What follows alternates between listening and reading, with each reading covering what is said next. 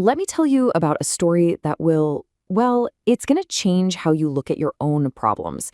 It's about a teenager named Juliana Koepcke. She fell 10,000 feet from a plane that was breaking apart, right into the Amazon jungle. And believe it or not, falling was just the start of it. This isn't just some survival tale, it's a masterclass in human resilience. Look, we all have those days, right? The ones that just feel impossible. Your car gets a flat tire, you have a terrible meeting at work, you've got a deadline breathing down your neck. We call those things problems. But the story we're about to get into, it's going to put all of those everyday struggles into a completely different and, frankly, terrifying perspective. Yeah, you heard me. Compared to this, your life is a resort. It's so easy to get wrapped up in our little worlds, our controlled, predictable lives. But just outside that comfort zone, that's where real, unfiltered chaos lives. And that's exactly where we're going right now. Okay, picture this. The date is December 24th, 1971. It's Christmas Eve. A plane lands a Flight 508 is soaring over the Peruvian jungle. It is dense down there. On that plane are 92 people just trying to get home to their families for the holiday. And one of them is a 17-year-old girl named Juliane Koepcke. So, for some reason, the pilots decide to fly straight through a massive thunderstorm, not around it. And then it happens. A blinding flash of lightning. A crack so loud it's deafening. The pressure change is so violent it rips the air right out of everyone's lungs. And the plane, it's literally torn to shreds in midair. And all of this is happening at 10,000 feet. Think about that. People, luggage, pieces of the airplane, everything and everyone just thrown into this vast green abyss below. Yeah, 3 kilometers. Just try to wrap your head around that for a second. And Juliane, she's falling. Not inside a cabin, but out in the open, still strapped into her seat, tumbling over and over, hurtling toward the jungle canopy. But listen, this isn't just some story about a tragedy. No. This is a story about what happens when a human being, against every odd imaginable, simply refuses to die. So Juliane wakes up. She's not in a hospital. She's not in heaven. She's on the floor of the Amazon jungle. The canopy of trees above her is so thick it basically blacks out the sky. She's still strapped to her seat, and all around her is just the sound of nothing. The complete, deafening silence after a catastrophe. Out of 92 people on that flight, she is the only one, the sole survivor. That's it. So let's take stock of her situation, okay? She has a serious concussion, a broken collarbone. One of her eyes is swollen completely shut. Her glasses are gone, and she's very nearsighted. So now the jungle is just a green blur of danger. She's missing a shoe, and her only supply, the only thing she has to survive on in the middle of the jungle, is a small bag of candy. So I have to ask you, and be honest with yourself.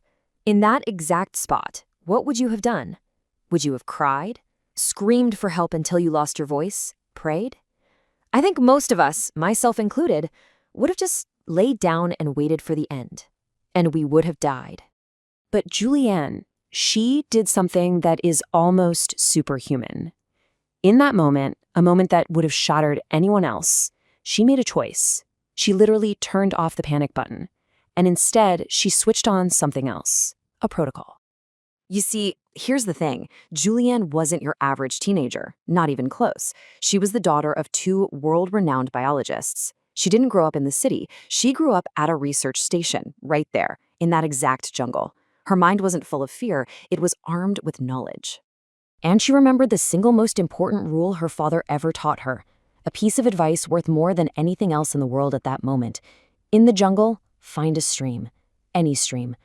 All water flows to bigger water. Follow it, and where you find a big river, you will eventually find people. So that's what she did. She found a small stream, and she started walking. But this was no casual hike. She didn't walk beside the water. She walked in it, often wading waist deep. Why? Because her father also taught her that the banks of the Amazon are crawling with poisonous snakes, snakes she'd never see without her glasses. The water was her only safe path. When that little bag of candy ran out, she ate nothing for days. Even though she was starving, she remembered her father's second rule. In the jungle, if you don't recognize it, you have to assume it will kill you. That's just insane discipline. While her body was breaking down, her wounds getting worse, she stuck to the protocol. For 9 brutal days, she just walked, fighting off insects, constant pain, the fear of predators. But on that 9th day, her ordeal found a whole new level of horror. One of the deep cuts on her arm, it had become infected. But we're not just talking about a simple infection. Flies had laid their eggs inside her open flesh. And they hatched. It's estimated there were about 50 of them. 50 maggots burrowed inside her arm. The pain must have been unimaginable. She could literally feel them moving around under her skin. Now, for almost any human on the planet, this is it. This is the breaking point. This is the moment where pure horror just snuffs out your will to live. And then, a glimmer of hope, or something. She stumbles upon a small, empty lumberjack's hut, and inside, she finds a can of gasoline. And incredibly, this triggers a third protocol. She remembered watching her dad use gasoline to treat their dog for the exact same kind of parasite. So she did it. She poured gasoline into her own open, festering wound. The pain was blinding, but she fought through it, and then, one by one, she pulled out every single maggot. She performed surgery on herself with gasoline. The very next day, the 10th day of this hellish journey, the lumberjacks came back to their hut, and they found her. The sole survivor of Lance of Flight 508 had walked out of the jungle. She had made it. Now, it's so tempting to call her survival a miracle. But if you do that, you're missing the entire point. A miracle is something that just happens to you. This was an active victory. She survived not because of luck, or hope, or divine intervention. She survived because of protocol. Simple, brutal rules her father had armed her with years before. And this whole story, it really boils down to a fundamental choice that we all have to face when chaos hits. You can be a victim, right? Ruled by fear and pain and just hoping for the best. Or you can become a weapon, armed with knowledge and discipline. Juliane chose to be a weapon. Her salvation wasn't hope, it was protocol. Walk in the water, don't eat what you don't know, burn out the infection. So when your world falls apart, when you feel like you're falling from 10,000 feet, you've got 2 options. You can be a victim or you can be a weapon. Juliane Koepcke made her choice. So the only question left is, what will you choose? What detail stuck with you the most? I really do read the comments, so let me know. We're always digging up interesting stories.